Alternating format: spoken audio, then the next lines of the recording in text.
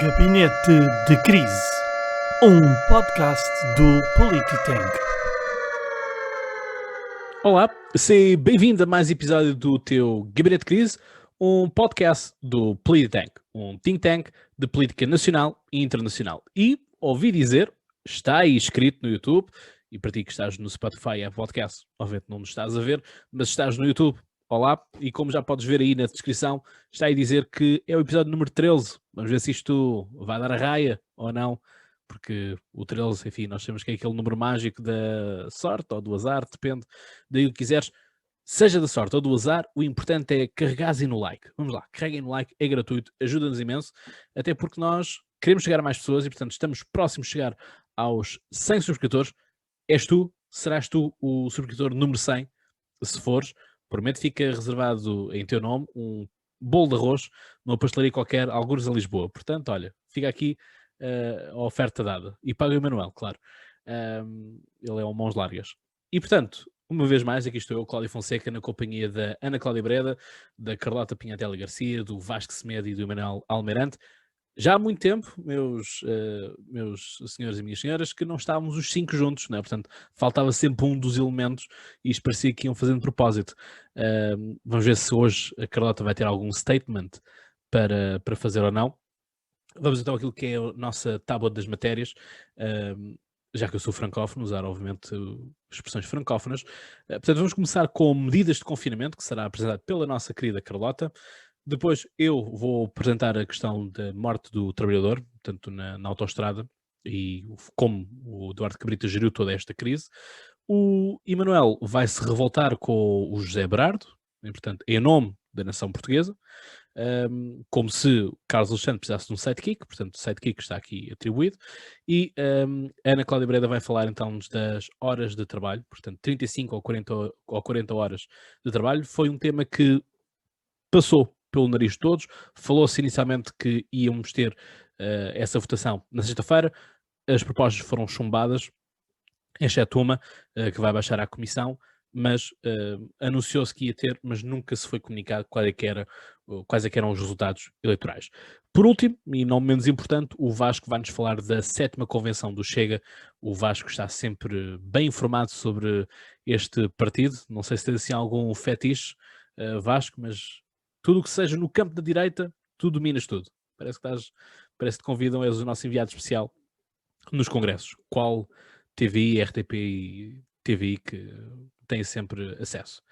Portanto, sem mais demoras, Carlota, passo para ti então. O que é que nos trazes sobre esta questão tão importante como as medidas de confinamento, não é? Portanto, Boa noite. o Presidente da Eu, República disse que não íamos voltar atrás, já voltámos atrás numas medidas, será que vem estado de emergência aí? eu trago um statement, como acho que seria de esperar, mas desta vez não é o mesmo statement. Desta vez é um copinho de leite num copo de criança que eu desencantei, porque eu nem quando era miúda tinha que vir para casa às 11 da noite. Os meus pais nunca me puseram isso, nem quando eu tinha 12 anos. E é agora em adulta que isto é imposto pelo governo, portanto, vamos regredir um bocadinho, não só no estado de saúde da nossa democracia, mas também na nossa idade, aparentemente. Porquê que eu acho que é importante falar sobre isto? Eu estou a ficar aqui com uma reputação, não é que eu não a alimento, mas com uma reputação de festeira e de bêbada. Venho para aqui defender os convívios e Aliás, és a líder do partido, da causa, não é? dos churrascos, barbecues e afins. Mas eu já disse isto da outra vez. Para mim, não é acerca disto. Eu acho que não há hierarquias, ou melhor, cada um tem a sua hierarquia do que é importante e o que é que não é importante. Para mim é importante passar tempo com os meus amigos às horas que me apetecer. Para outras pessoas é importante ir à missa, para outras pessoas é importante ir ao ginásio, para outras pessoas é importante o que quer que seja. Cada um tem a sua e o governo não tem que decretar hierarquias do que é importante e o que é que não é importante. Posto isto, o que está em causa aqui é o recolher obrigatório, que foi contestado por muitos constitucionalistas, como sendo inconstitucional, porque nós não estamos em estado de emergência e, portanto, não se pode suspender o nosso direito de circular livremente. Eu não vi muitos jornalistas a questionar, pelo contrário, eu tenho aqui uma notícia do Diário de Notícias em que o título é, eles por acaso questionam, mas não sem o título ser, como é óbvio, porque tem que ter clickbait. Recolher à noite é obrigatório e incumprimento pode dar prisão. E depois, mais para a frente, lá falam com o constitucionalista que vê que isto não deve poder ser, porque a lei só pode restringir os direitos, liberdades e garantias nos casos expressamente previstos na Constituição, devendo as restrições limitar-se ao necessário para salvaguardar outros direitos ou interesses constitucionalmente protegidos. E não é óbvio, acho eu, para ninguém que isto seja o que está a acontecer agora, tendo em conta a situação pandémica em que estamos, em que sim, os casos estão a aumentar imenso, mas as mortes estão baixas, e além disso, quer dizer, o vírus depois das 11 da noite já não se... peço desculpa, ao contrário, só depois das 11 da noite é que o vírus começa a propagar. Acho que já estamos todos um bocadinho fartos de ser tratados como criancinhas e eu, falo por mim, estou farta de ser tratada como estúpida, porque não há nada pior para mim do que me insultarem a inteligência. E vem o secretário de Estado adjunto do primeiro-ministro, Tiago Antunes, que diz: é um dever, e em direito um dever é sinónimo de obrigação jurídica. E depois a seguir diz: trata-se de uma restrição e não de uma suspensão de direitos, que de facto não poderia ocorrer. Olha, eu estou farta destes eufemismos. Uma restrição aos direitos não é a mesma coisa que uma suspensão de direitos? Poupem-me. Só isso que eu tenho. O meu statement é este e é poupem-me. E eu ontem saí, fui ter com os meus amigos às horas que me apeteceu, voltei às horas que me apeteceu, vou continuar a fazê-lo, prendam-me se quiserem.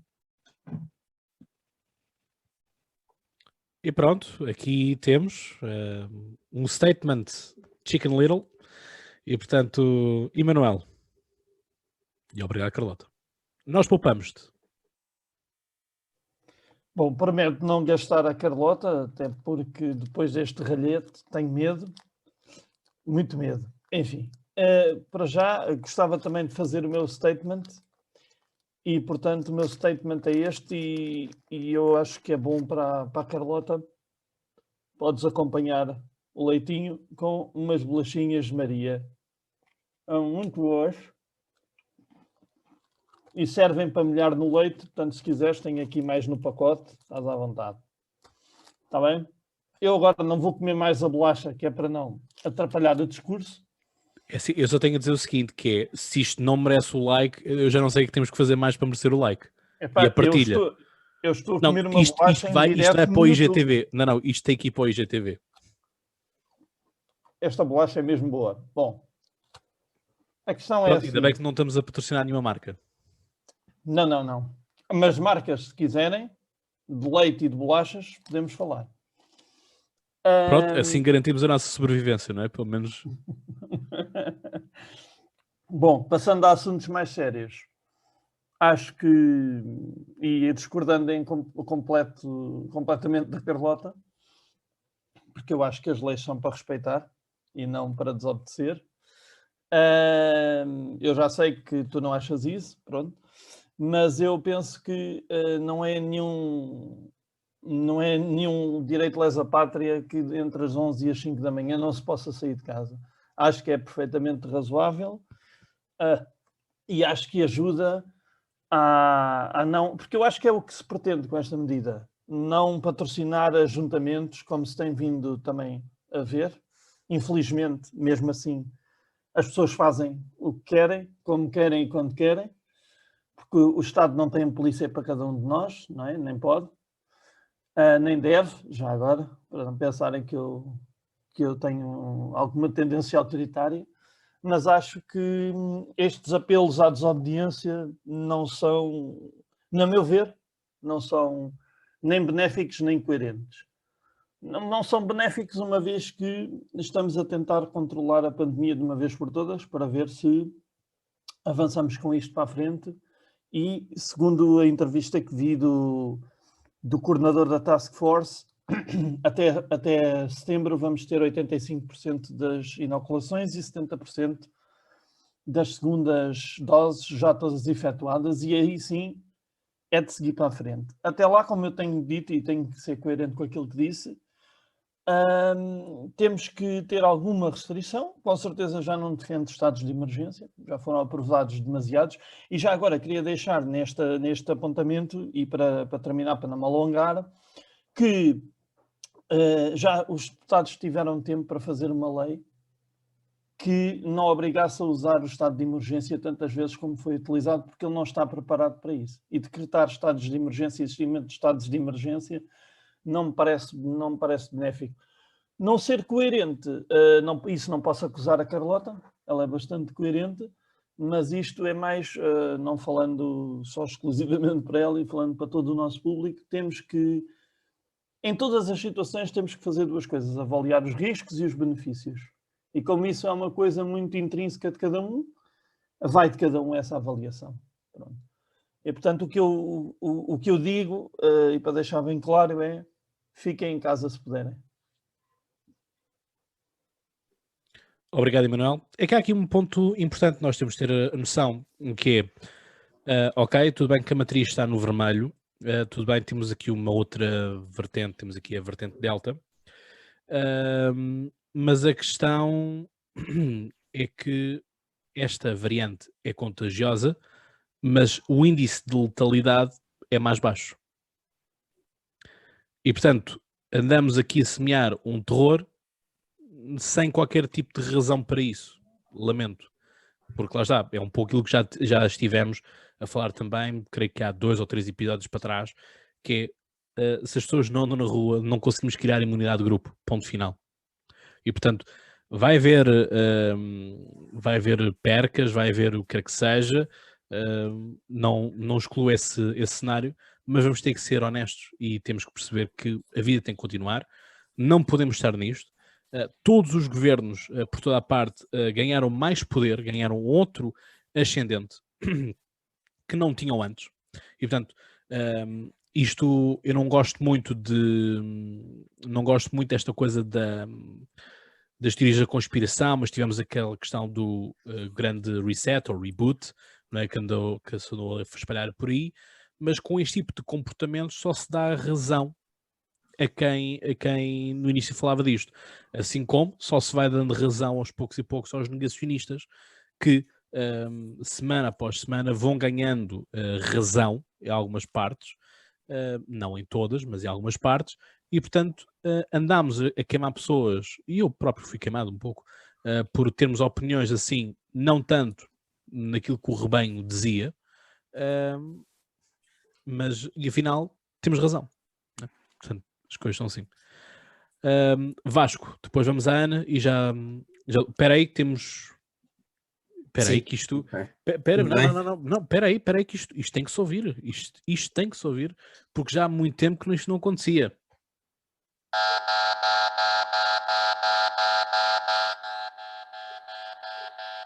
Um bocadinho mais lento porque estava um pouco enferrujado. E Manuel, crise. Epá, não consigo ouvir estas coisas e não falar. Mas vou ser muito sucinto. Esta mentalidade agora de quando se diz uma coisa que muita gente repete, somos do rebanho, e quando dizemos o contrário, somos a revolução, isto já me começa a enjoar um bocadinho, sinceramente. Não estou a falar só por ti, Cláudio, estou a falar porque já ouço esta expressão há muito tempo, e uma pessoa tem que ser, a meu ver, tem que dizer aquilo que acredita, ponto. Tu dizes a tua versão, eu digo a minha, que todos dirão a vossa. E eu acho que eu não tendo a queimar ninguém porque tenho uma opinião diferente. Tendo a respeitá-la, discordando amigavelmente, e discordo muito da tua posição, e não vamos passar aqui a discutir o que já discutimos várias vezes. Se quiserem, vão ver os outros episódios. Já agora, vejam os outros episódios, os outros 12 episódios do Gabinete de Crise. E eu só queria, este botão de crise só serve para dizer que só queria fazer um ponto, que é a taxa de mortalidade está a diminuir exatamente por causa, um dos fatores também, e eu acho que é o mais importante, é a vacinação dos grupos de risco. Só isso. Obrigado, Emanuel. Todavia, é uma coisa, neste ano, não houve gripe. Este ano ninguém morreu das gripes e todos os anos morrem 3 a 4 mil portugueses.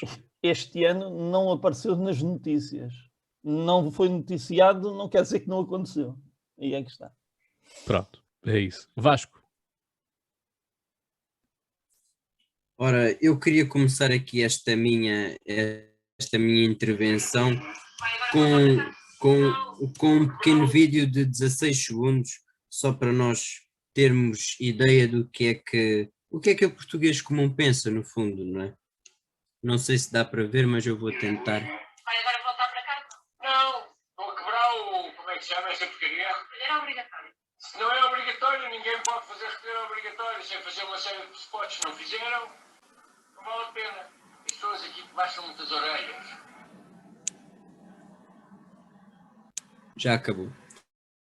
E pronto, e daqui para a frente... Deu para ver um bocadinho, mas o importante era ouvir-se, de facto.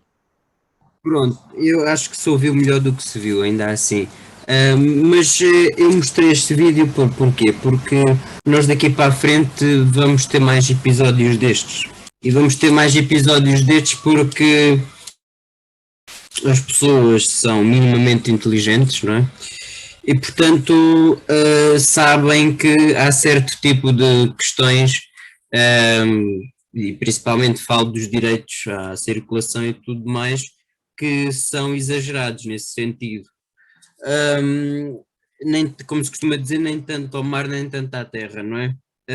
Obviamente que nós não estamos safos da situação, mas nós não precisamos de medidas de confinamento próximas daquelas que nós tivemos inicialmente. E portanto, mesmo o facto do Marcelo já se ter pronunciado e ter dito que é possível que nós voltemos atrás, isso por si já é preocupante. Ou mesmo quando ele diz que não volta atrás, como é que ele nos pode garantir isso, não é? E portanto nós vivemos assim um bocado nesta incerteza. E depois o que é que se passa também é com esta, quando se fala em suspensão ou não suspensão de direitos, isto é uma nova língua que é introduzida no sentido de branquear aquilo que o governo faz. Portanto, isto faz-me lembrar um bocado, e aqui voltamos ao Orwell e aos Estados totalitários, o facto de vivermos numa distopia, não é? Tudo isto que nós estamos a viver agora parte um pouco dessa teoria libertária, digamos assim, de que são as distopias. E portanto, quando nós, e era o que tu estavas a dizer, os negacionistas acabam por ter alguma razão nas suas reivindicações que têm.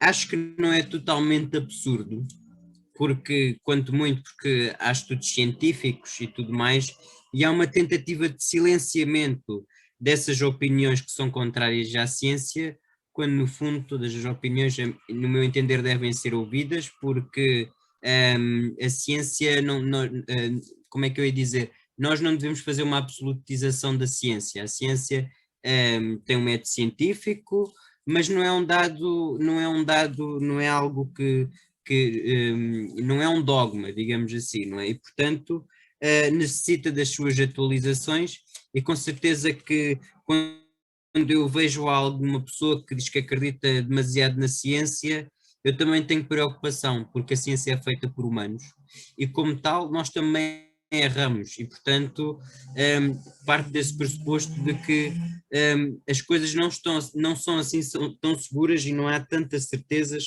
como na verdade dizem existir. Quanto à imunização da população, fala-se muito da questão dos 70%, não é? Enquanto não tiverem 70% das pessoas vacinadas. Agora, eu desconfio muito quando não é questão da vacinação em si, se faz efeito ou se realmente não faz efeito, mas a mim assusta-me um bocado quando há pressão dos governos para a questão da vacinação, como se isso fosse resolver todos os problemas. Na verdade é que há muita coisa que mesmo uma pessoa vacinada se arrisca e nada nos diz que não voltamos a contrair o vírus. Portanto, isto acaba por ser uma pescadinha de rabo na boca, não é? E um ciclo em que só é quebrado se nós cumprirmos um conjunto de regras quando nós não sabemos se realmente esse conjunto de regras nos conduzem ao melhor caminho. E, portanto, nós fazemos aquilo, no fundo, e para terminar, Cláudio, nós fazemos aquilo que nós fazemos aquilo que achamos que nos provoca menos medo e nos dá mais segurança, no fundo. Obrigado, Vasco. Ana. Olá, boa noite a todos. Relativamente a este tema, eu acho que nós não podemos olhar para o número de casos neste momento de uma população em que já estamos com praticamente 50% da população com a dose completa, ou com uma dose ou com as duas doses, dependendo da vacina. Não podemos estar a olhar para o número de casos para estar a aplicar medidas restritivas. O vírus, naqueles que são vacinados, atua muito menos agressivamente. A população de risco, como eu já referi noutro episódio, já está totalmente vacinada, a população idosa, doentes de risco, e o número de mortes por dia não justifica estas medidas que têm sido aplicadas. Como é que estão a ser decretadas restrições, horários de recolhimento em Portugal, quando estão a morrer cerca de 3 pessoas por dia em média? Ontem morreram 0, por exemplo. Há uma economia para começar a dinamizar, como eu já falei aqui, muitos outros doentes, muitas outras doenças que não têm nada a ver com o Covid, que precisam de ser tratadas, exames precisam de ser feitos. Nós temos que nos mexer e não é continuar a restringir com o panorama que nós temos agora, que as coisas vão andar para a frente. E pronto, eu já tentei agendar a minha vacinação hoje. Pelos vistos, afinal, os 18 para cima não dá para agendar, eu achava que dava. Vamos ter que esperar na mesma. Mas pronto, as coisas estão a andar para a frente e espero que melhorem. E era só isso. Obrigado. A rainha dos statements ainda não terminou. Carlota. Não, eu queria só acrescentar aqui uma coisa que está relacionada com o Covid também, que é o António Costa esteve em contacto com o primeiro-ministro de Luxemburgo e apesar de estar infectado e apesar de já estar vacinado, ficou em quarentena e as pessoas naturalmente questionaram-se o porquê da quarentena, tendo em conta que ele já estava vacinado. E foram perguntar ao Marcelo Rebelo de Sousa e a resposta dele foi: pois, temos que explicar às pessoas, claro que sim, claro que temos, senão corremos o risco das pessoas depois andarem a fazer aquilo que quiserem. Ora, porquê é que se explica as coisas às pessoas? É porque elas têm uma explicação razoável e as pessoas têm o direito de conhecer essa explicação? Ou é porque somos uns macaquinhos que precisam de ser controlados? Estas coisas passam um bocado despercebidas, mas eu não gosto destes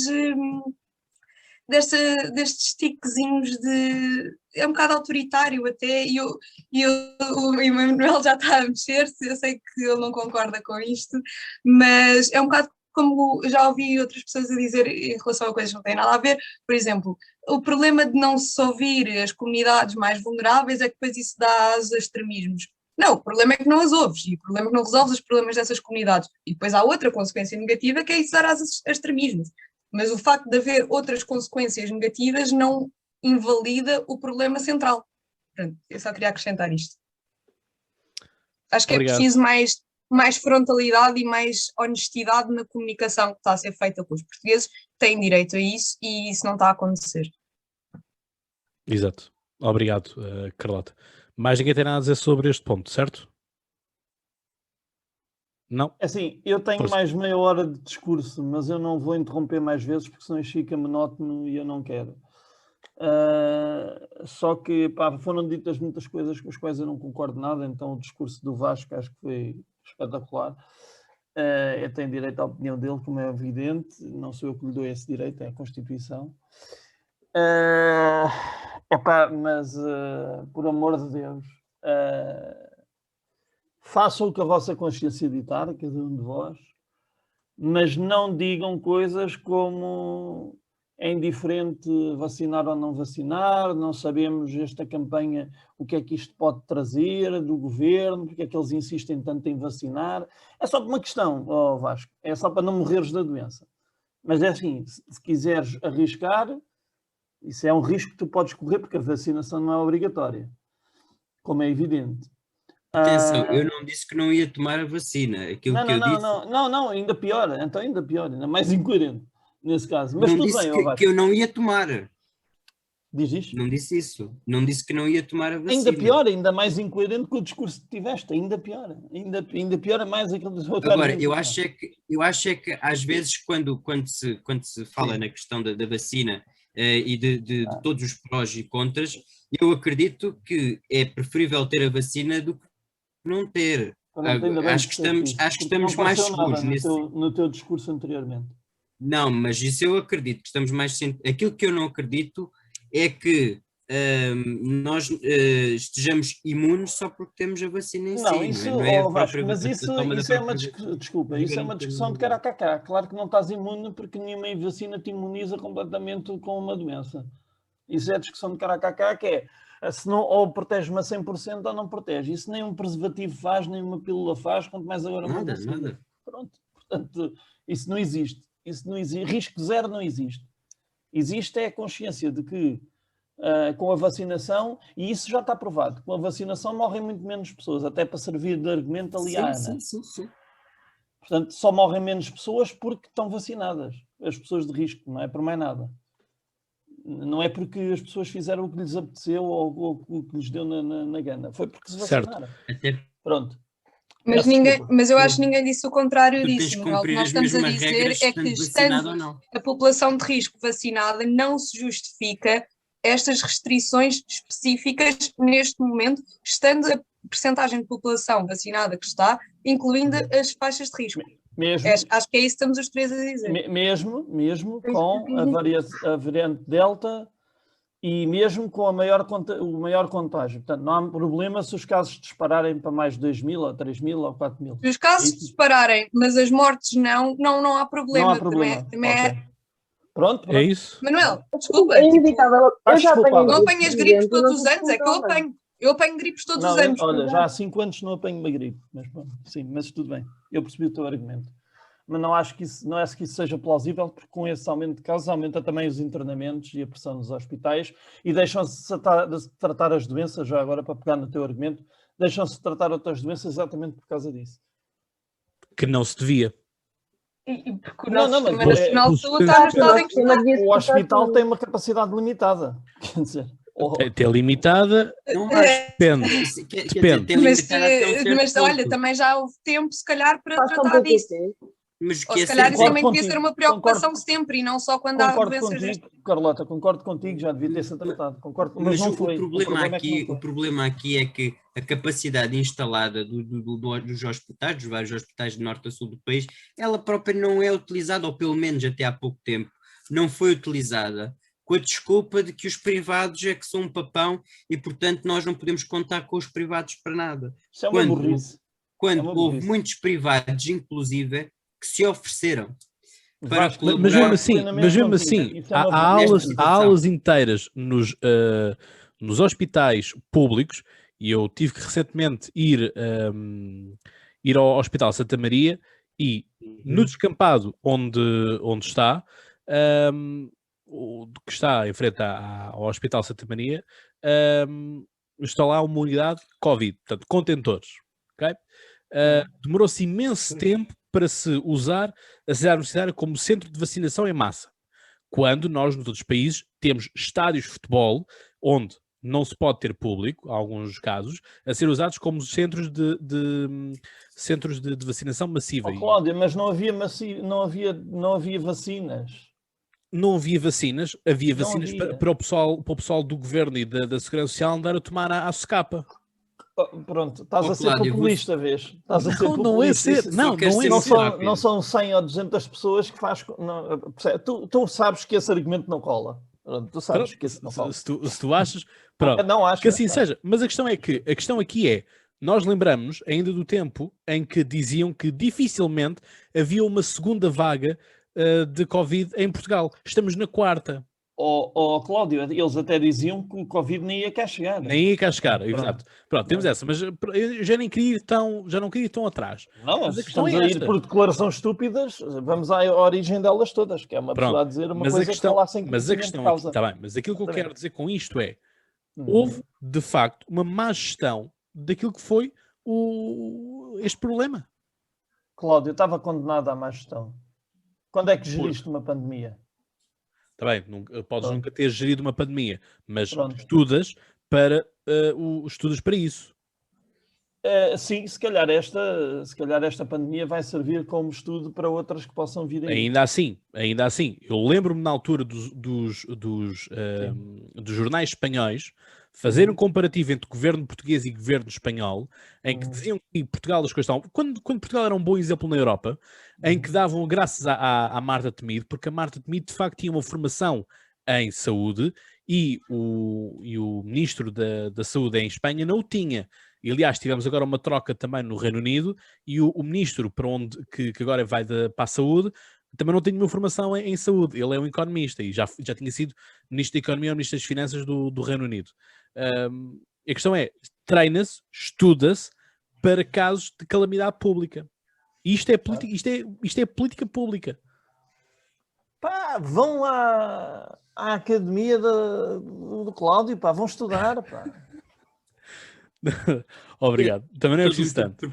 Cláudio, deixa-me só para concluir, e é todo um tipo de organização e de questão de infraestruturas que nós devíamos ter feito diferente. Por exemplo, lembro-me muito bem quando houve aquela fase crítica em Ovar, que o Presidente da Câmara, o Salvador Malheiro, na altura, disponibilizou, acho que foi um pavilhão com várias camas e, portanto, para o tratamento da Covid-19. E existiu alternativas, como aconteceu em Ovar.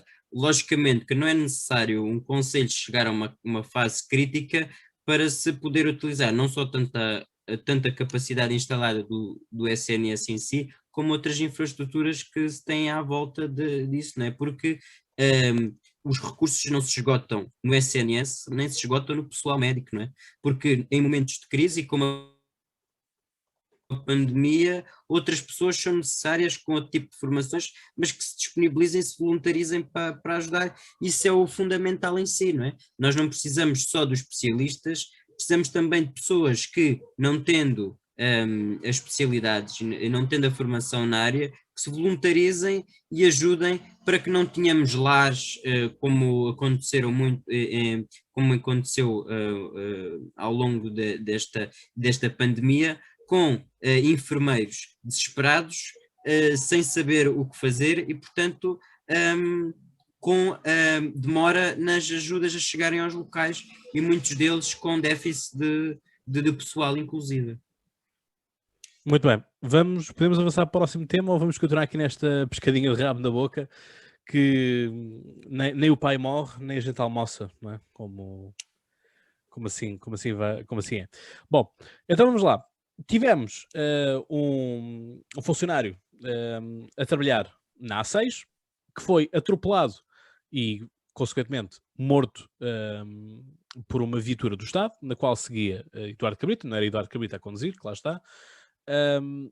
Mas temos aqui toda uma baralhação, enfim, eu já nem sei por onde é que esta história vai, mas a questão é que nós tivemos Eduardo Cabrita 2 semanas sem dizer rigorosamente nada. Tivemos o Ministério da Administração Interna que a sua viatura, que nem sequer já estava preparada, não estava ainda autorizada para pertencer ao Ministério, mas já andavam a circular com ela. Não foi permitido, aliás, o Ministério da Administração Interna não se fez representar no funeral da vítima. Eu acho que isto é o mínimo daquilo que deve ser, o bom senso. Depois temos um Presidente da República que incentiva o Ministro da Administração Interna a falar e ele diz que não é o momento oportuno. Então, quando é que é o momento oportuno? Pois é quando é o momento oportuno para Eduardo Cabrita, uma vez mais, autoelogiar-se e, portanto, autoconsagrar-se. Que diz que não faz sentido ele demitir-se, porque o período do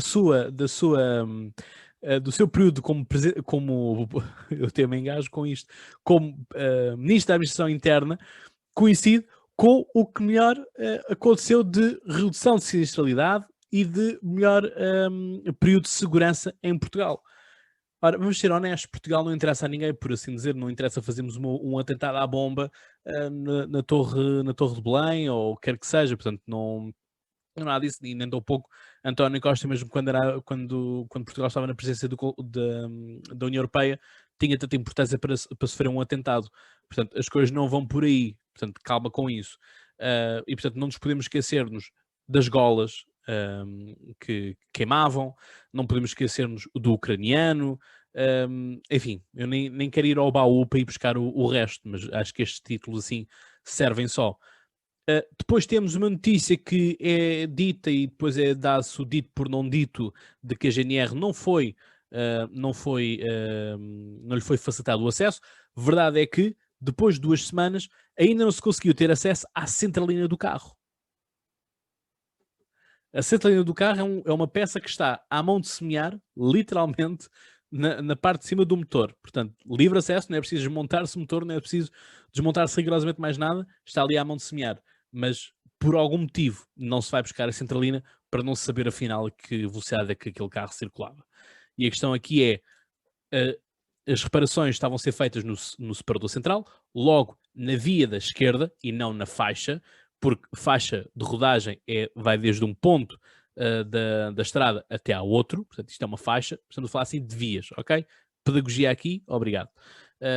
Em que temos um carro que deve dar o exemplo, como é óbvio, sobretudo da administração interna, porque é o que tutela a GNR e a polícia, a circular na via da esquerda à noite, que eu suponho que a via da direita e a do meio devessem estar livres. E ainda assim temos um aumento, temos um desrespeito pelo limite de velocidade, que são 120 nas autoestradas portuguesas, e o carro vai a 200, e portanto nem sequer se pode alegar que vai atrasado, até porque o presidente de uma associação competente para isso disse que não é permitido a um ministro fazer isso, nem tão pouco a um deputado, só porque vai atrasado por um motivo qualquer, portanto isso não é. Só seria, como ele fez questão de dar, que era só se Eduardo Cabrita fosse apagar um fogo e não houvesse mais bombeiros em Portugal, portanto só aí é que ele podia ir. Só espero que ele não leve as golas que ele comprou ou que autorizou, e portanto as coisas são tanto assim. A Carlota já está ali a esfregar a cara, já estão todos assim. Eu sei que dá para rir, mas isto aconteceu. Portanto, isto não é uma história que estamos todos aqui a contar à lareira com os marshmallows. Isto é verdade. E isto é aquilo que se costuma dizer que é a realidade supera sempre a ficção. Portanto, é isto. Ana.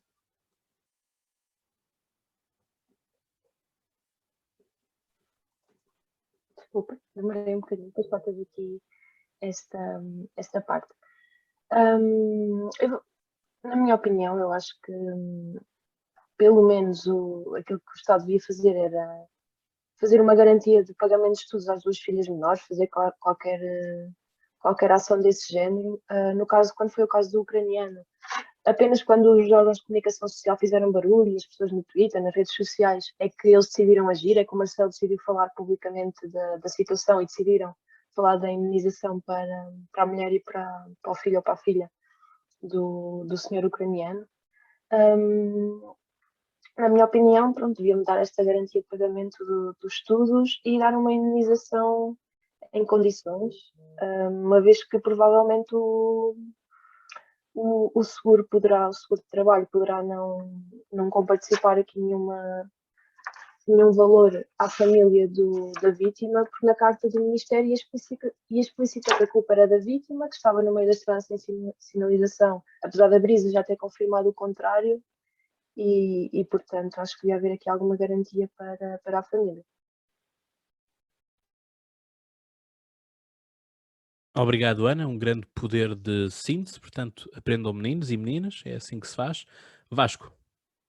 E agora veja aquilo que não se faz. Bom, relativamente à questão do ministro Eduardo Cabrita, nós quando falamos dele já não sabemos como é que nos devemos de referir e, portanto, porque não é um ministro fora de prazo, é um ministro fora da era em que nós estamos e, portanto, eu próprio acho que ele já acredita, o ministro Eduardo Cabrita já não acredita em Eduardo Cabrita, portanto Portanto, eu acho que já há aqui uma confusão tal de papéis que o ministro muitas das vezes, aliás, se nós formos a ver, ele já nem vem já nem vem falar, não é? Cá fora. Nós ouvimos Marcelo, ouvimos Costa, mas já não ouvimos Cabrita, portanto, e porquê que Cabrita não sai? Porque Cabrita é o braço direito de António Costa. Para Cabrita sair, o governo teria que se desmoronar e, portanto, talvez junho ou julho haja uma remodelação governamental e provavelmente Cabrita sairá pela porta pequena, não é? Fazendo aqui uma analogia, nem com rabos nem com orelhas, fazendo uma analogia à Praça de Todos, porque não há nenhum triunfo que eu veja em Eduardo Cabrita. Pode ter qualidades enquanto ser humano, não estou a falar enquanto ser humano, mas estou-me a referir ao Eduardo Cabrita enquanto ministro. Também acho uma pouca falta de sensatez não existir um único representante do Estado português no funeral deste pobre homem que foi atropelado mortalmente, que tinha filhas, ainda por cima, mais pequenas do que todos nós que aqui estamos, e portanto é de muito mau tom a forma como o Estado português agiu. E a forma como o Estado português age diferente daquilo que agiu com Igor Homeniuk, quando lhe deu uma boa indemnização. Não estou a dizer com isso que a indemnização não é justa, agora estou a dizer é que houve um aparato público, e bem, na altura, e a indemnização foi generosa, digamos assim, e agora, será que este vai ter indemnização? Qual é que vai ser o valor de indemnização? São estas questões todas que o pseudo-ministro Eduardo Cabrita, já sem pasta, mas ainda com lugar no governo de António Costa, lhe tem que perguntar, ou se ele não quer falar, portanto, pelo menos que um mensageiro ou uma pomba, no máximo, vá lá levar a mensagem para que nós possamos perceber. Obrigado, Vasco. É que é muito isto, não é? Portanto, aquilo é à prova de bala, é o sempre em pé, aquilo leva aos murros todos, mas aguenta-se. Aliás, António Costa dizia que tinha o melhor Ministro da Administração Interna. Há aqui também um dado importante, já que falavas aí da questão muito rapidamente, já que falavas da questão da remodelação do governo, temos esta questão também agora de Augusto Santos Silva, que também diz que quer voltar a ser professor assim que o Partido Socialista lhe permita. Portanto, os poderes do Presidente da República estão também já para ser restituídos, se é que também já não foram restituídos na sua plenitude, porque ele perde os poderes nos primeiros 6 meses e nos últimos 6 meses do seu mandato, para que lá está que não possa ser do estilo entrar a matar, nem tão pouco sair e, portanto, deixar tudo de arraso. Mas a questão é que vamos ter uma remodelação do governo, até porque já passaram 2 anos do início desta legislatura, mas há aqui uma questão que é, Eduardo Cabrita tem que garantir, ou pelo menos o Ministério da Administração Interna tem que garantir do princípio ao fim este processo das eleições autárquicas, porque isto depende do Ministério da Administração Interna. Portanto, das duas uma, ou Cabrita fica até às autárquicas e ficam todos até às autárquicas e depois saem depois das autárquicas, ou renova-se tudo e vamos ter congresso do Partido Socialista já no mês de agosto, e portanto temos aqui portanto, o congresso do Partido Socialista vai servir também para eleger novos quadros dentro do Partido Socialista, portanto comissões nacionais, etc, e as federações por conseguinte. Portanto, há aqui muitos cenários em aberto, que é, ou vai ser uma remodelação de governo já, ou vai ser uma remodelação de governo a posteriori, porque lá está. Nós temos, por exemplo, o presidente do Partido Socialista já foi secretário de Estado das Comunidades Portuguesas, porque não passar agora a ser ministro dos negócios estrangeiros? É uma possibilidade, mas será que iria acumular as duas funções? Provavelmente não. Portanto, há aqui muitas questões para serem levantadas. Carlota. Mas há quem diga que isto é aproveitamento político. Eu ainda ontem ouvi isso, já não sei quem era, um gajo qualquer do PS, cujo nome eu não fixei porque quis esquecer que eu vi isto, mas infelizmente não esqueci. Estava a dizer que estarmos Foi a o falar Carlos disto César, Carlota. Ok, obrigado. É aproveitamento político. E eu começo a sentir que nós estamos numa relação abusiva com o governo. E uma das características de uma relação abusiva chama-se gaslighting, que eu tomei a liberdade de ir pesquisar. Não sabia que a origem deste termo vem do teatro. E gaslighting é uma forma de abuso psicológico na qual informações são distorcidas, seletivamente omitidas para favorecer o abusador ou simplesmente inventadas com a intenção de fazer a vítima duvidar da sua própria memória, percepção e sanidade. Casos de gaslighting podem variar da simples negação por parte do agressor de que incidentes abusivos anteriores já ocorreram, até a realização de eventos bizarros pelo abusador com a intenção de desorientar a vítima. Se isto não vos soa familiar, pronto, não sei. Fica aqui a dica. Obrigado, Carlota. E portanto, se terminamos aqui com um teatro, vamos para um ator, que é o Emanuel. Emanuel, faço já o seguinte, que é falas e depois podes já introduzir o próximo tema, que é o Berardo. Se mais ninguém tiver nada a dizer, ou pessoalmente não tenho nada a acrescentar, portanto, força. Sim, senhora, sim, senhora. Vamos de um pântano para o outro. Vamos lá. Então, obrigado, Carlota, por mais este termo. Vou juntar ao meu dicionário, que sofremos todos desse mal. E agora um bocadinho mais a sério, eu ponderei muito se fazia esta pergunta no ar ou não, mas vou fazer.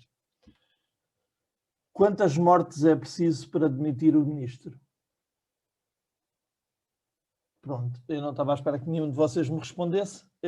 Eu gostaria era que se parasse com este elogio fúnebre ao morto, quando ele já está morto e enterrado. Portanto, vamos se calhar, para mim, o mais importante era honrar as funções que lhe foram confiadas, tal como ele diz no juramento. E sair com honra é o mais importante, e não sair com a razão. Porque muitas vezes a gente acha que tem razão e estamos sozinhos nessa demanda. Ele não saiu porque é dos melhores amigos de António Costa. Mais um caso de amizade no PS, quem diria? Quem diria? Isto realmente são coisas... Uma pessoa morreu, não é? Mais uma. Entretanto, também morreu mais uma bombeira que ia ajudar umas pessoas na A5. O Sr. Cabrita apressou-se a mandar uma nota para as redações a dizer: atenção que eu dei os pêsames. Eu é que dei os pêsames agora. E como a Carlota diz a propósito de outras pessoas, às tantas o homem pode fazer qualquer coisa que eu já embirro com ele, mesmo que ele diga azul ou amarelo e seja verdade. Portanto, acho isto lamentável a todos os títulos e desejava que o ministro saísse. Infelizmente não vejo isso acontecer. Espero estar enganado, espero vir aqui no próximo episódio ou no outro dizer que estava enganado. Em relação à realização da remodelação, eu acho que tem que ser já, uma vez que metem-se as autárquicas e mete-se também o orçamento de Estado. Portanto, tem que ser agora.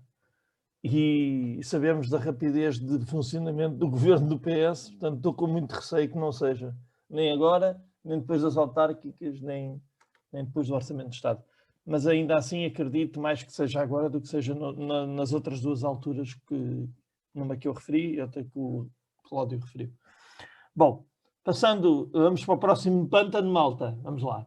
Então, Então, o senhor José Berardo, ou João Berardo para os amigos, minha comendadora para os mais incautos, para mim é só um ladrão. Portanto, deixa-me só dizer uma coisa, que é, eu parto-me a rir é com a existência que os jornalistas dão de o empresário madeirense. É do estilo, ele pertence a uma outra galáxia ou a um outro país. É assim uma coisa por demais. Não consigo perceber Sabes uma coisa, vou-te dizer. É porque a Madeira é um paraíso fiscal, não é? Pronto, porque se ele fosse um empresário de canessas, se calhar ninguém dizia. Não é? A Madeira tem o seu sexo appeal.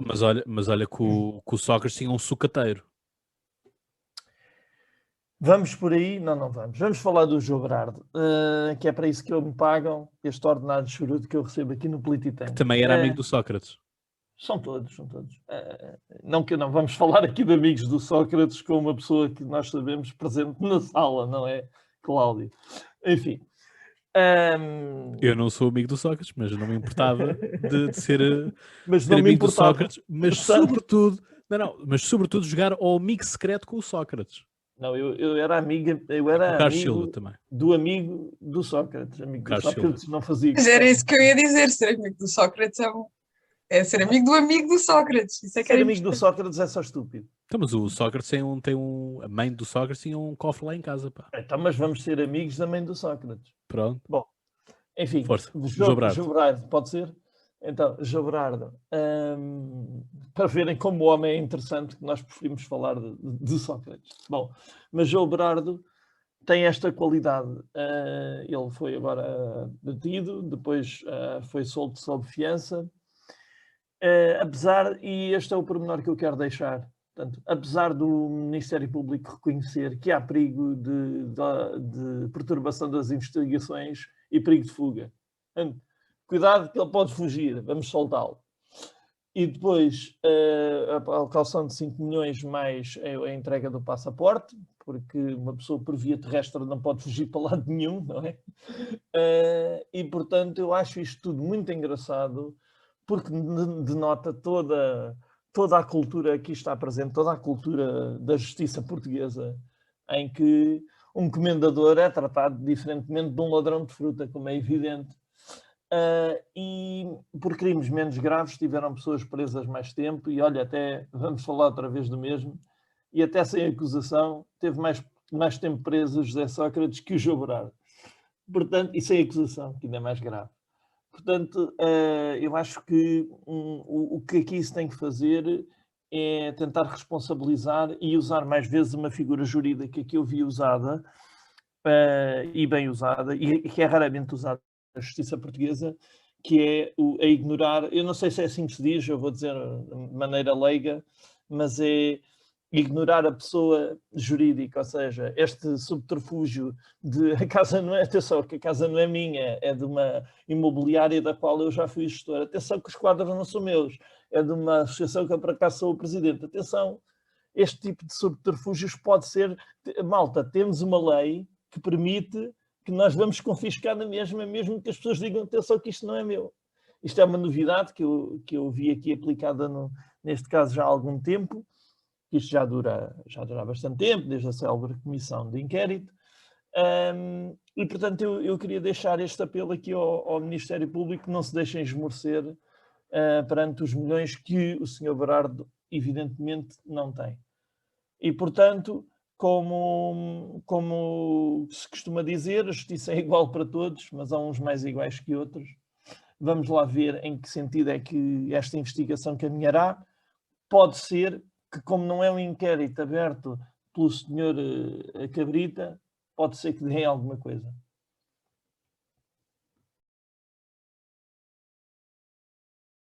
E concluíste assim? Espera, desculpa, eu tenho que... Disse. Ok. Não, pronto. Achei que...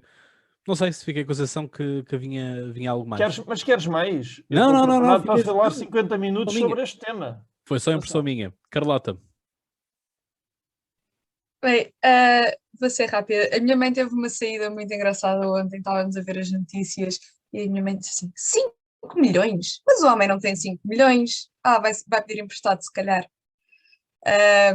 Pronto, acho que isto diz tudo. E vou só deixar aqui uma nota que é sobre a coleção, que eu tenho assim um pavor que aquilo se disperse e que saia de Portugal, e eu espero que isso não aconteça. Pelos vistos está tudo a ser feito para que isso não aconteça. O Estado português não tem uma coleção com as mesmas características daquela, portanto seria uma pena se ela se dispersasse e se já não Temos fosse os Mirós. visitar. Está bem, mas não é uma coleção com aquela variedade. Eu ia dizer, Carlota, que já foi impedida uma vez de ser vendida. Exato. Eu sei.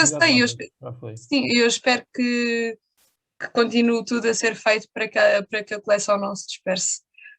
Porque o Estado português não tem, e mesmo que... Aí é que o Estado já pode interferir. Aí já não somos liberais. Não. Não, mas o Estado pode, não sei como, pode adquiri-la, como ela está. Não, o que eu espero é que não se ponham, por exemplo, para ter uma coleção do mesmo estilo ou do mesmo género, irem adquirir obras de arte. Eu não confio nas capacidades curatoriais do Estado. Portanto, se calhar, se isso fosse uma possibilidade, ficar com aquela de alguma maneira, não sei, se aquilo pertence aos bancos, comprá-la aos bancos, não sei. Era só uma nota de pesar por essa questão. Vasco. Disso. Obrigado, Carlota. Sobre Berardo, portanto, como se costuma dizer, os ladrões andam sempre juntos e, pelo menos, se não têm os mesmos testes de ferro, este aqui foi a família acabam toda por presa. ter... Exato, mas os métodos geralmente são os mesmos. Portanto, há sempre aquele discurso de que isto não é meu, aquilo não é meu, mas no fundo, direto ou indiretamente, estão ligados a este tipo de negócios. Uma fundação que movimenta milhões de euros e quadros que podem ser avaliados e reavaliados e, portanto, ir a leilão e valer uma fortuna. Resta saber quem vai ficar com eles, o que é que se vai fazer aos quadros, e portanto normalmente não se fala de um Zé da esquina, mas fala-se sempre de alguém que tem um património chorudo e portanto ou que não sabe o que há de fazer ao dinheiro, ou que geralmente não sabe, ou que geralmente aplica mal aquilo que tem e gera mal os recursos, e portanto aquilo que eu aconselhava a estes senhores era terem um gestor de conta ou alguém, em vez de terem um testa de ferro, terem um gestor de conta ou algo que os aconselhasse a alocar os recursos e a gerir aquilo que têm, porque normalmente quando já se tem uma boa quantidade de dinheiro, perde-se a noção e começa-se a fazer disparates ou então a cometer crimes, que é pior, e que é isso que nos prejudica a todos, porque no fundo todos nós somos contribuintes e de alguma forma... Mas, ó Vasco, tens a perfeita noção de que existem muitos gestores que aconselham a ser praticados os crimes. Pois, lá está. Aliás, não é por acaso que o João também Berardo é preso, é detido, não é? Juntamente com o seu advogado. Exato. Então, e principalmente sabendo que esses advogados utilizam o direito não é para com as suas melhores intenções, pronto, em vez de um vai mais outro preso e portanto é assim que funciona a justiça, mas já estamos a melhorar em termos das questões da justiça, porque relativamente ao crime económico tudo mais, já não estamos a ser tão benévolos. E eu por acaso tinha perdido um bocado a esperança a partir do momento em que Joana Marques Vidal tinha abandonado a Procuradoria-Geral da República, porque era uma pessoa que não tinha medo de enfrentar a classe, fosse económica, fosse política, fosse banqueiros, fossem gestores. Isso Ela para não mim é tinha, treta. não olhava para o cadastro. Isso para mim é treta. Mas, Foi a que mais empatou. Cláudio, é verdade. Foi a que mais empatou. É verdade, mas se tu fores a ver o histórico de outros procuradores e os processos que ela moveu, em termos de quantidade e em termos, não é só da quantidade dos processos, mas não é só em termos da quantidade dos processos, mas é de quem é que são os prevaricadores em si, não é? Portanto, mas é incompetente. é assim. Faz uma acusação contra o José Sócrates, caiu por terra tão facilmente, sem provas concretas. Cláudio, é isso? Pronto, olha, eu agora também vou para a porta do Parlamento e vou chamar ladrão ao Primeiro-Ministro.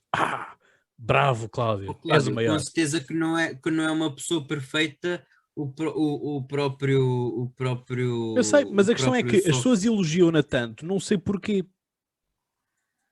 Olha, eu não sou a única pessoa... Ou já está, ou é do estilo que é, os outros não fazem nada e, portanto, alguém que venha que faça um pouquinho já é tipo superstar, é isso? Se calhar o critério é esse. De certa forma também há que dar esse mérito ao Cláudio, porque é assim, é verdade, é isso que tu de certa forma, acho que é verdade no sentido em que aquilo que nós estamos a esperar da justiça é sempre, ou seja, a justiça para nós, em geral, o cidadão geral está sempre cotada mais abaixo do que aquilo que depois são os resultados concretos. Portanto, quando se investiga e quando, portanto, eu também não concordo com aquilo que foi feito com o Sócrates, uma pessoa, um cidadão que é preso para ser investigado, também não sou a favor disso.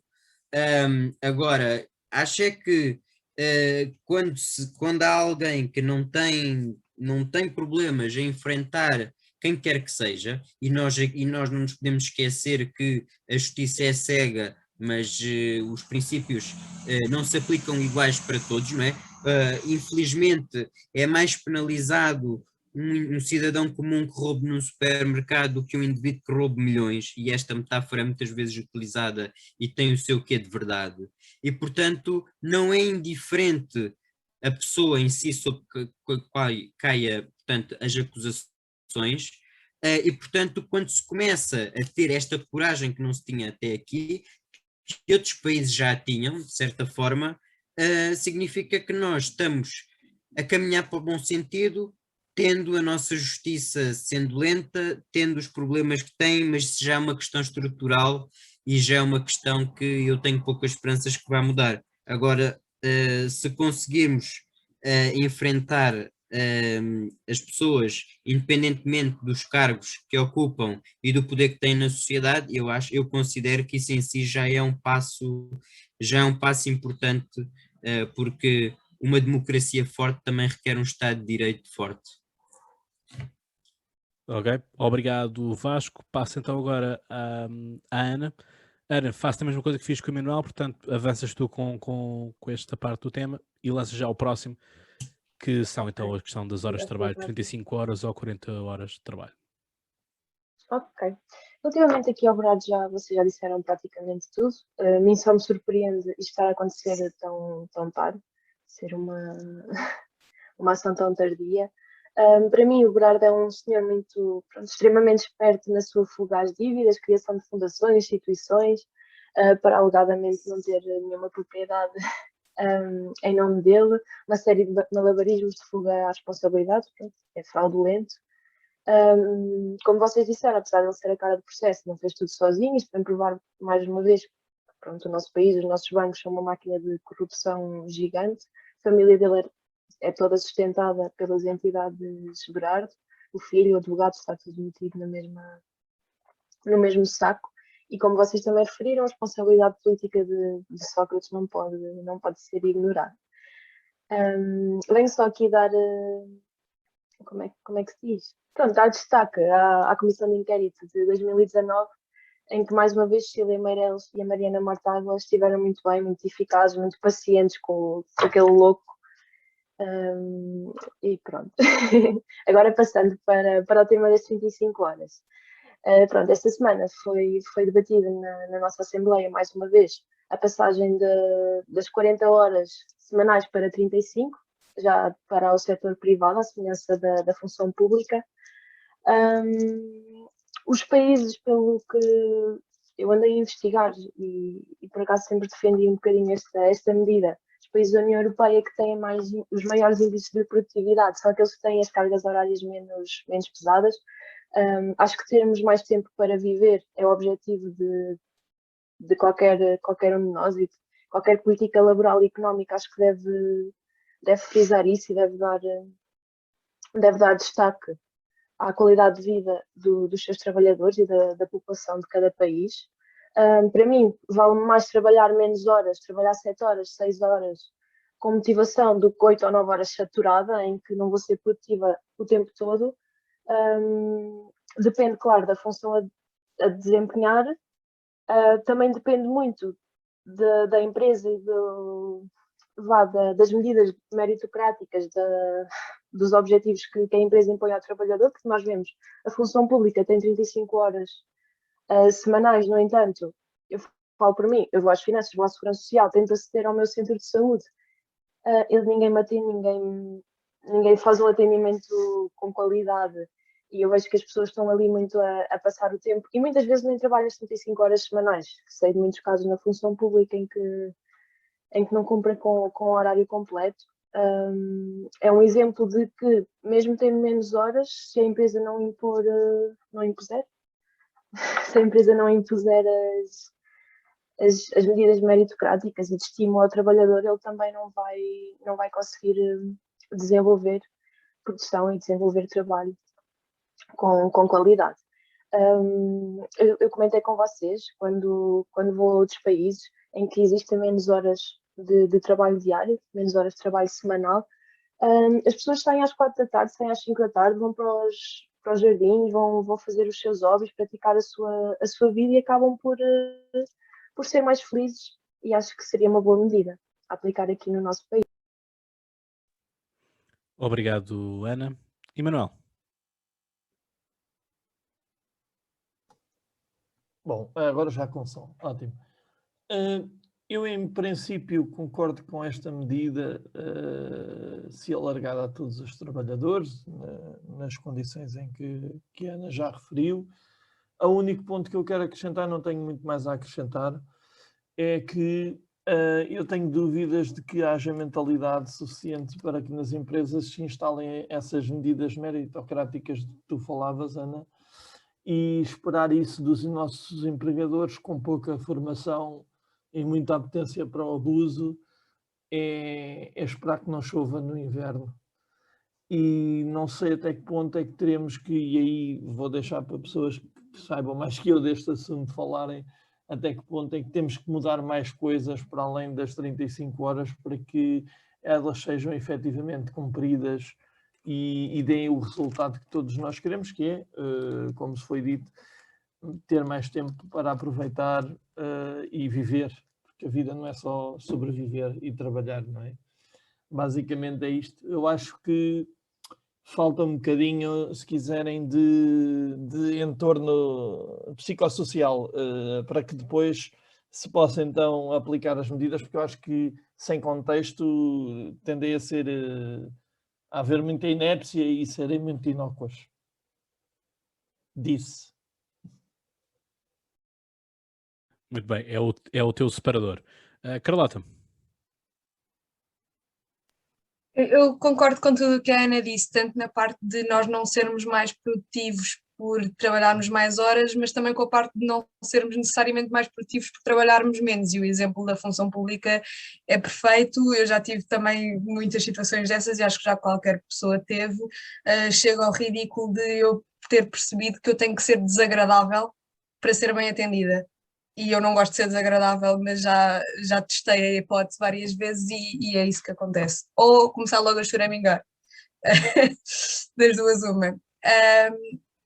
O que eu também, é como o Emanuel, eu também concordo em princípio, mas eu acho que é uma questão de cultura e acho que enquanto... Porque o que nós temos agora temos 40 horas de trabalho semanais, mas a maior parte das pessoas trabalha muito mais do que isso. Portanto, não era por reduzir para 35 que ia acontecer alguma coisa. Eu acho que enquanto nós não podemos decretar coisas por cima de coisas que não se cumprem. Acho que temos uma mudança profunda de mentalidade a fazer. Para ser sincera, não sei bem como é que isso poderia acontecer, porque é um bocado aquela coisa do que é que veio primeiro, é a galinha ou é o ovo.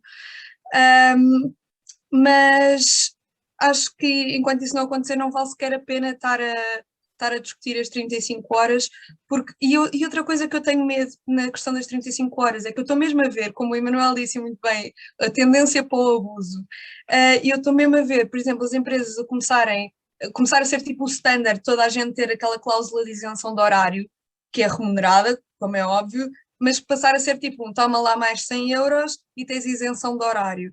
E acabas por, se calhar, em vez de estar a trabalhar 40 horas, estás a trabalhar 50. E depois vais dividir aquilo que tu recebes pelas horas que tu trabalhas e se calhar no fim acabavas por ganhar menos. Portanto, eu acho que é mesmo uma mudança de cultura que, como eu já disse, não sei se alguém tiver alguma ideia de como é que isso poderá concretizar, eu não tenho nenhuma sugestão para já. Aquilo que eu acho tem que haver aqui, sobretudo isto é a ver com mentalidades. No final do dia, resume-se a isto. ou temos uma mentalidade ou temos outra mentalidade. Aquilo que eu não consigo perceber é como é que a iniciativa liberal chumba, ou seja, coloca-se do lado do socialismo, não é? Portanto, vem muito com a ideia de liberta do socialismo, mas depois colocam-se do lado do socialismo para votarem isto contra o próprio socialismo. Portanto, não me parece ser uma coisa assim muito, muito interessante quando olhamos para os países que são liberais e, portanto, que adotaram este tipo de legislatura, de lei. Sim, Carlota? Eu só para te responder, eu percebo o argumento deles, mas eu não concordo. O argumento, eu penso que seja qualquer coisa do género: o mercado livre tem que ser negociado entre o empregador e o empregado. Não concordo, porque eu no mercado de trabalho não sou muito liberal, só por um motivo, que eu acho que quando uma das partes não tem poder negocial, não pode haver mercado livre. E hoje em dia nós trabalhadores em Portugal, especialmente, nós não temos poder negocial. Portanto, não concordo. Mas eu percebo, acho que é um bocado utópico, e eu até perceberia que agora me dissessem, isso era um dos passos para a tal mudança de mentalidade e de cultura que tu queres. Eu percebo, mas não concordo. Pois, a questão aqui é...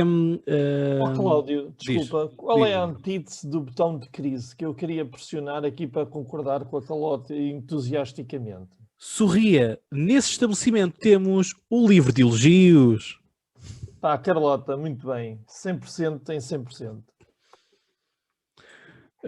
Pronto, obrigado por este momento também. Mas é isto, quer dizer, isto para mim eu subscrevo aquilo que a Carlota está a dizer, que é, tem que haver uma lei. Não há outra forma de dizer. Tem que haver uma lei que salvaguarde tanto o trabalhador quanto o empregador, que é do estilo, amigo, está aqui escrito no Código Laboral, portanto é isto que nós nos regemos, porque senão como é que vão ser rescisões de contrato? Como é que vão ser despedimentos? Como é que vão ser o ter direito ou não ter direito? Porque podemos ser despedidos e ter ou não ter direito a subsídio de desemprego, dependendo da forma como nós somos despedidos. Atenção. E, portanto, como é que ficamos? Isto é muito bonito, os libertários que andam na iniciativa liberal, mas não me satisfaz isto. Desculpa se eu sou old fashion, mas é como funciona. Sim, Carlota. Estás sem som, Carlota?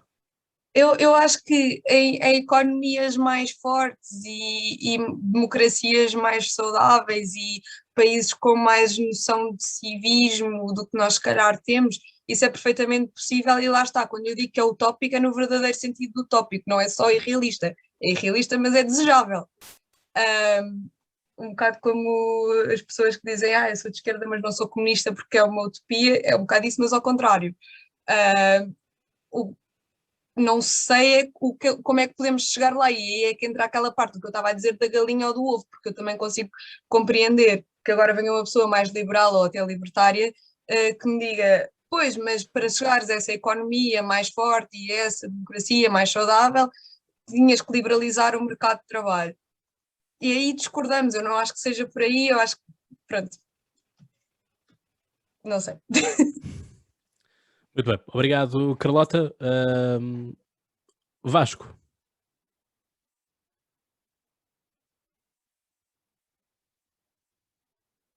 Estás a Vasco?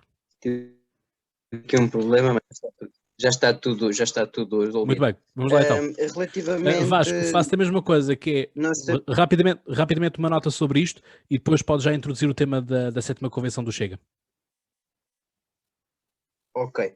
Relativamente às 35, 40 horas de trabalho, todos nós sabemos que o trabalho organiza grande parte do nosso dia a dia e que inclusive passamos mais tempo no trabalho do que em casa e com a família, mas deve ser possível uma conciliação entre o trabalho e a família, e para isso é desejável uma redução do horário de trabalho. Só que o que é que acontece? Acontece é que no nosso país os níveis de produtividade e, portanto, a cultura empresarial não está preparada para horário de trabalho de 35 horas. Em relação como isso não é possível, como nós não temos o nível de desenvolvimento e de produtividade da Alemanha, pois não adianta os sindicatos estarem a pedir as 40 horas porque, quer dizer, eles podem pedir, toda a gente pode, perdão, as 35, toda a gente pode pedir as 35 horas, agora nós devemos saber aquilo que é a realidade do país e a estrutura de condições da sociedade em geral, e devemos perguntar se perante tudo isso é possível ou não ter o horário das 35 horas, e isto é um debate que está acima do próprio debate de esquerda-direita ou sindicatos-patrões, não é? Penso que é um debate mais alargado e que devemos ter isso em consideração. Agora, passando de tema, Cláudio, e vindo para a 7ª convenção do Partido Chega, que teve lugar em Sagres, portanto, lá está. O Chega é um partido que faz muita apologia aos símbolos históricos e, portanto, Sagres, nas navegações portuguesas, teve um papel importante e, portanto, não sei se há essa coincidência ou não. Vasco, diz-me só, o que é que Sagres teve de importância para os descobrimentos? Diz-me, Cláudio. O que é que Sagres tem de importância para os descobrimentos? O infante Dom Henrique. Mas só Sagres, isso. desculpa. Não, é o infante do Henrique, mas o que é que Sagres tem de importância? Vais-me dizer que é por causa da escola de Sagres? Olha, Cláudio, o que é certo é que há sempre um misticismo e há sempre. Então, olha, vamos acabar aqui com o mito que é: não existe escola de navegação de Sagres. A escola de Sagres nunca existiu, ok? Pronto, eu não estou nunca existiu, portanto, essa história toda que nos contam dos descobrimentos porque Portugal tinha a escola de Sagres, não existe. Normalmente, não sou eu que eu sei que tu és um faço. tipo inteligente, estou apenas aqui a dar uma informação. Estou a perceber, e não sou eu que a faço, mas quando o André Ventura esteve em Guimarães, quando esteve em Évora, quando esteve em todos estes sítios, fez apologia às questões históricas, inclusive quando esteve aqui em Coimbra até, e portanto costuma ir visitar ou os túmulos dos reis ou associar aquilo que são, mesmo que nós também sabemos que ele disse que acho que o Algarve era uma cidade em vez de uma região. Sei que cometeu uma gafe muito mais grave do que propriamente isso. Agora lá está. Há esta associação, muitas vezes nós não sabemos se, por vezes que sabemos, temos a certeza que é intencional, outras vezes nem que seja para aumentar a sua aura do populismo e, portanto, aí sim já podemos estar de acordo, Cláudio, em que quanto mais não seja, o populismo também se alimenta de factos históricos que muitas das vezes não têm essa adesão à realidade. E, portanto, não, simplesmente não são factos históricos. Ou que não são factos históricos, exatamente. Essa construção social. E, portanto, o que é que foi essencial retirar desta convenção do Chega? Foi a apresentação das linhas gerais do novo programa, porque este programa já não é aquele bicho-papão que tinha, portanto, o condão do Diogo Pacheco de Amorim, e, portanto, a sua mão e de outros juristas fundadores do partido, mas é um programa que tem como principal objetivo recentrar o partido, digamos assim, embora aspectos ditos extremistas lá continuem. O próprio André Ventura diz que não vai deixar essas bandeiras porque então o partido perdia conteúdo. Talvez das questões mais polémicas, e uma outra razão é que também fizeram isto tudo para que as hipóteses de ilegalização do partido, nomeadamente as questões ligadas ao racismo, não fossem tão predominantes para que o partido fosse ilegalizado, no fundo. Relativamente aos assuntos mais polémicos, estiveram no centro da atenção claramente o cadastro étnico-racial e a pena de morte, que é a pena de morte, perdão, não é pena de morte, é a prisão perpétua. Aliás, já foi feito numa outra convenção um referendo à pena de morte, salvo erro, espero que não estar a cometer nenhuma inconfidência, e foi rejeitado pela maior parte dos militantes do Chega. Relativamente à prisão perpétua, é um tema que o Chega não deixa cair. e o cadastro étnico-racial parece-me não só exagerado como inconstitucional, e lá está, é um exagero e uma perseguição às minorias que muitas das vezes não se entende, não é? Quando as minorias, em muitos aspectos, ajudam a construir o nosso país e nós cada vez mais vamos precisar, porque a população tende a envelhecer e cada vez vamos ter menos força de trabalho e, portanto, agora, o que é que aqui o André Ventura pede e direciona especificamente? São para as minorias muçulmanas, em que ele defende uma cota de entrada no país de todas as minorias muçulmanas, porque são aquelas que mais rapidamente, e segundo ele, colocam em causa este padrão da civilização ocidental, cristão, à imagem um bocado daquilo que Orbán defende. Portanto, não há aqui nenhuma novidade, inspiração de André Ventura, até por aquele comunicado que ele fez no sentido da defesa da família tradicional, como faria na Hungria, há esta ligação com Orbán e, portanto, há este padrão de defesa da civilização ocidental, do cristianismo, de uma Europa cristã. E, portanto, relativamente a outros aspectos, não há, assim, grandes diferenças, e eu vou ser rápido agora, Cláudio. Relativamente à concepção do partido, continua a ser um partido igualmente de direita, conservador, reformista, liberal e nacionalista, embora eu acho que tenha mais características liberais do que realmente aparenta, e, portanto, nesta nova versão já rejeita as conotações extremistas. Quanto às questões mais fraturantes, digamos assim, e aquilo que era as agendas LGBT, acho que o partido já não defende a proibição desse tipo de agendas e, portanto, já nem sequer há qualquer referência ao tema, mas embora mantendo a defesa da família tradicional, o fim dos apoios do Estado ao aborto e à mudança de sexo, e, portanto, essas questões ele não deixa cair. Quanto à questão da educação, há dois aspectos que o Chega defende e que a mim parecem retrógrados, embora seja uma crítica que eu percebo o sentido da crítica, não percebo a medida em si, que é recuperar a autoridade do professor e o combate à indisciplina em meio escolar. Relativamente, só para acabar mesmo, a questão dos imigrantes, a reforma, as questões dos imigrantes, a atribuição da nacionalidade portuguesa, como eles costumam dizer, não está à venda e, portanto, a atribuição a estrangeiros, a atribuição de nacionalidade portuguesa a estrangeiros deve ser limitada no sentido de manter a identidade dos portugueses, e os filhos dos imigrantes ilegais, mesmo nascidos em solo nacional, também não devem ter direito ao cartão de cidadão português.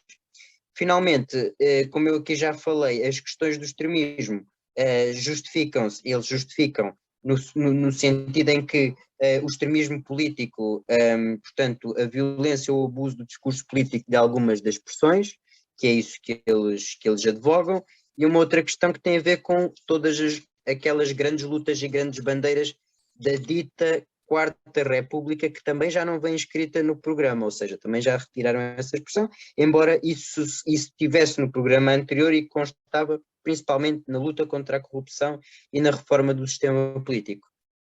Tentando fazer um resumo e um apanhado no pouco tempo que nós temos, é basicamente isto, aquilo que se passou no Congresso, na 7ª Convenção Nacional do Partido Chega. E, portanto, mais uma vez, tudo o que toca a Congresso de Direita, o Vasco traz-nos as informações todas, de fio a pavio, quase que foram as vírgulas que foram colocadas. Carlota. Vasco, esclarece-me só uma coisa, que eu não sei se foi eu que percebi mal ou se foste tu que juntaste os dois temas muito rápido. O cadastro étnico-racial é para identificar os problemas de subsídio à dependência em Portugal, e a questão das cotas dos países islâmicos é outra história. Ok. Pronto. A questão dos imigrantes prende só mesmo com a questão dos muçulmanos, porque, segundo eles, a imigração europeia não causa tantos problemas do que a muçulmana, não é? Uhum. Pronto, eu só quero mesmo mencionar esses 2 pontos porque são aqueles que me chocam. Em relação ao cadastro étnico-racial, toda a gente sabe qual é o grupo que ele se está a referir. E o André Ventura conseguiu uma proeza que foi até as coisas acertadas que ele já alguma vez disse, conseguir contradizer e destruir completamente qualquer coisa acertada que alguma vez possa vir a ter dito. Eu lembro-me quando ele apareceu, ele dizer coisas, e ele começou a ser muito falado por causa da questão dos ciganos, quando ele ainda estava em Loures, e eu lembro-me dele dizer coisas do género, não, mas as pessoas não podem estar acima da lei, e quem não quer, e só por pertencerem a uma determinada etnia ou a um determinado grupo, e quem não quer ver que há problemas com um grupo e não os quer resolver, também não está a pensar no bem desse grupo, está a pô-los à parte, não quer resolver os problemas deles, porque assim, ninguém aqui é hipócrita, a gente sabe, há problemas com a comunidade cigana, o próprio André Ventura na altura referia-se a aqueles problemas que são realmente graves e que nós devíamos realmente falar, como os casamentos prematuros, a questão do sexismo, que são questões que são culturais, e eu acho que é muito importante fazer a distinção do que é cultura e o que é etnia, porque não há nada no ADN de ninguém que dite que a pessoa vai ser racista, ou vai ser machista, ou vai ser o que quer que seja. Agora, se nós temos comunidades em que nós conseguimos identificar que existem certos problemas que são culturais e que impedem quem nasce nessas comunidades de fazer a sua vida como bem entender, esses problemas têm que ser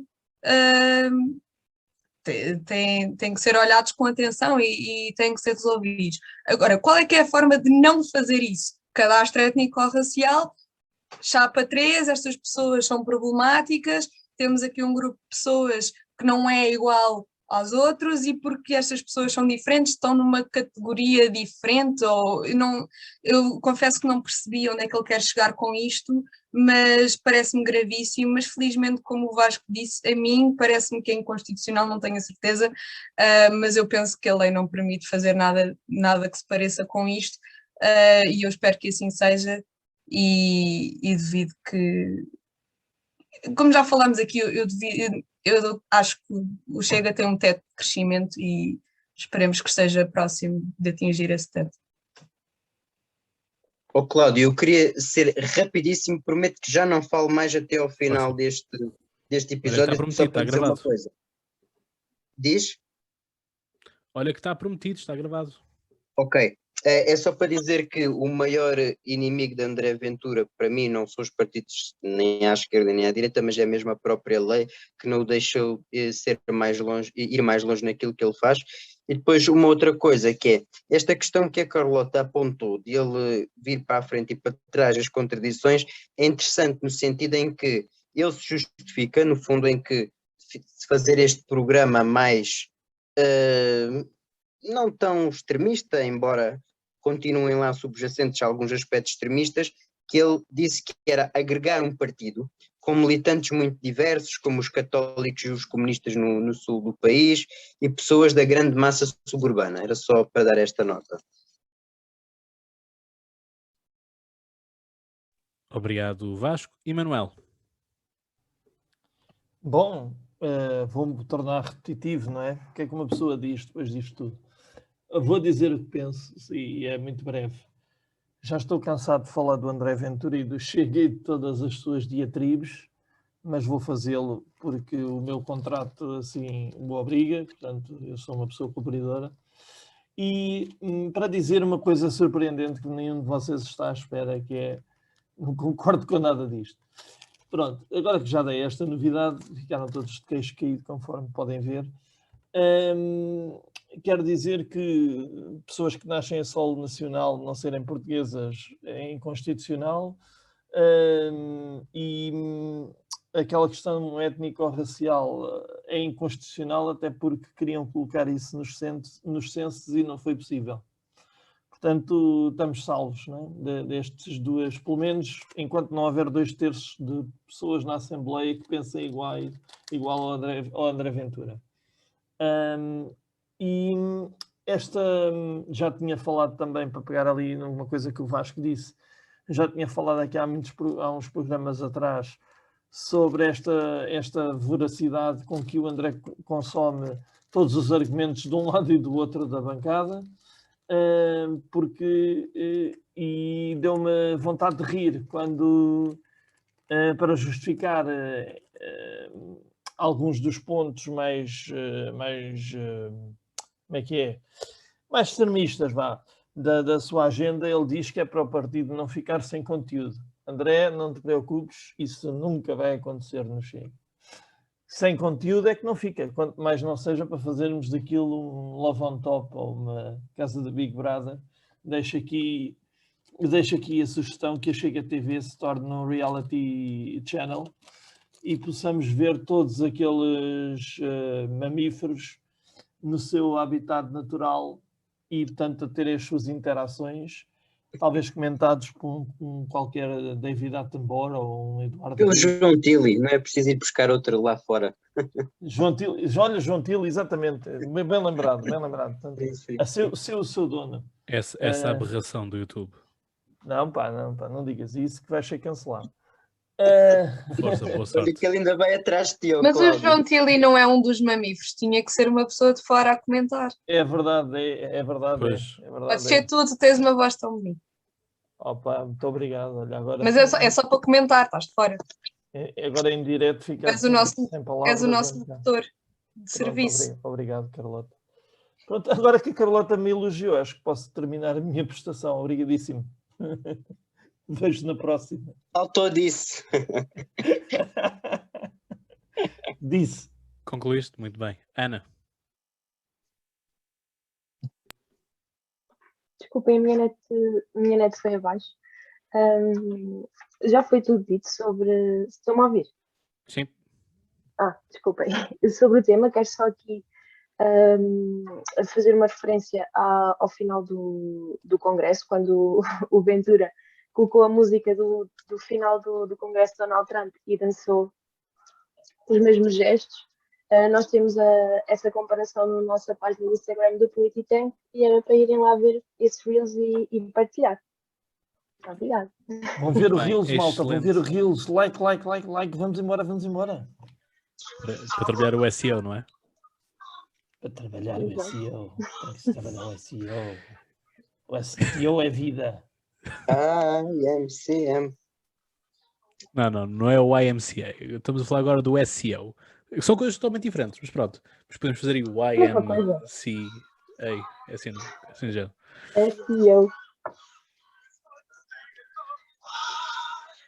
Pronto, é essa música que está a tocar de fundo e portanto não convém ouvirmos muito mais, porque senão o YouTube ainda diz que estamos aqui e portanto dar-nos aqui strike de direitos de autor. Atenção, cuidado. Portanto ainda vêm os Village People atrás de nós, portanto olha, quem sabe. E portanto assim chegamos os Village People que já mudaram várias vezes o seu elenco, não é? Portanto, quis dizer alguma coisa, Manuel? Sim, queria. Diz. Sim, senhor. Grande leitura cultural do nosso grande líder, sim senhor. Tem que se dizer. Então, quero dizer só que fui investigar e quem veio primeiro foi o ovo, porque as galinhas descendem dos dinossauros, tá bom? Fica a informação inútil da semana. Zero inútil, isso é super útil. Obrigada. Nunca se sabe quando é que há um jogo de Trivial Pursuit. E essas coisas podem ser úteis. Nunca se sabe. É isso. Malta, eu estou aqui para ajudar, malta. Muito bem. Pronto, eu em relação à questão do Chega não me quero alongar, portanto não merece grande comentário da minha parte. Acho que é mais do mesmo, acho que é um partido que ainda está a tentar perceber onde é que se há de encaixar, onde é que... É um pouco aquilo que o Manuel estava a dizer. Percorre ali as bancadas parlamentares e é do estilo...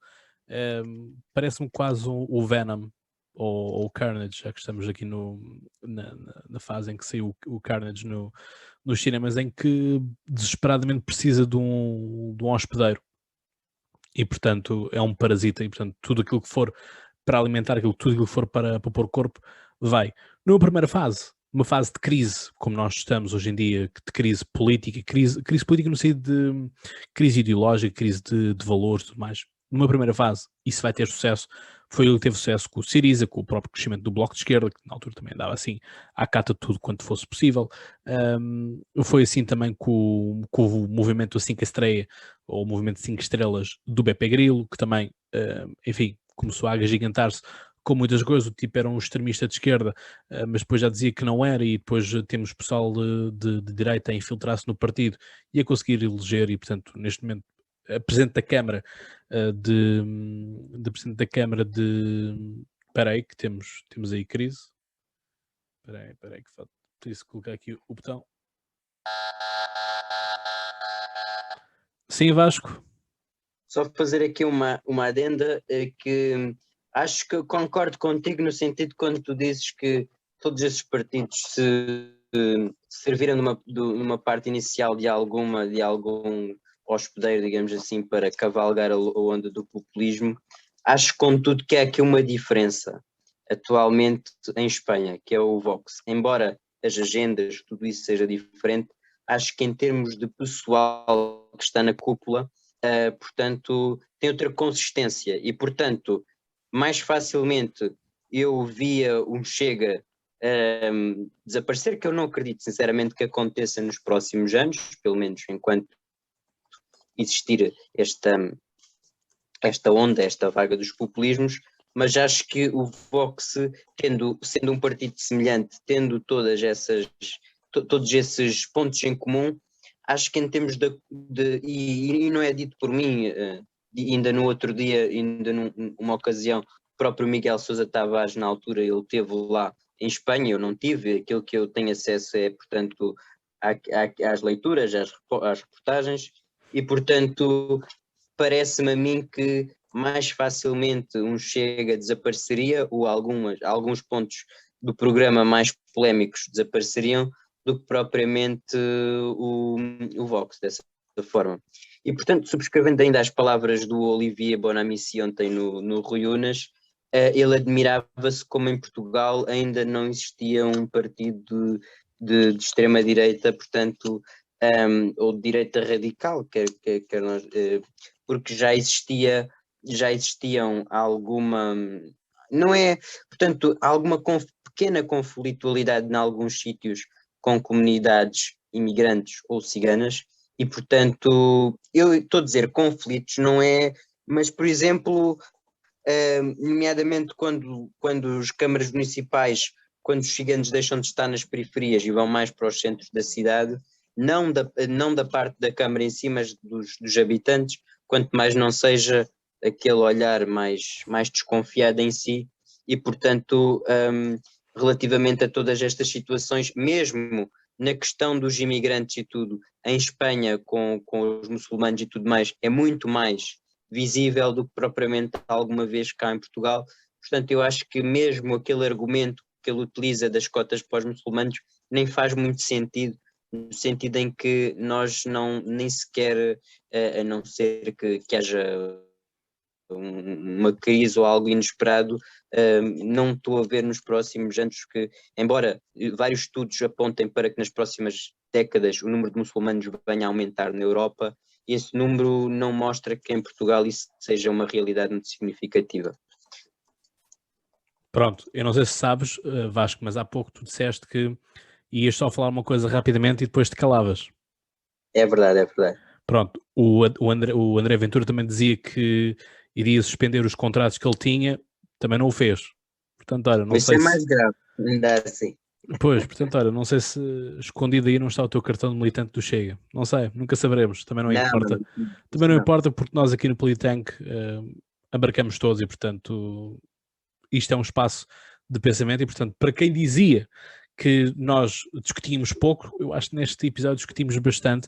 Não foi o episódio que usamos mais o botão de crise. Devemos dizer que atropelámos o próprio botão de crise. Portanto, botão de crise, não chores, não chores. Mas é isto. Portanto, com isto, chegamos ao final de mais um episódio.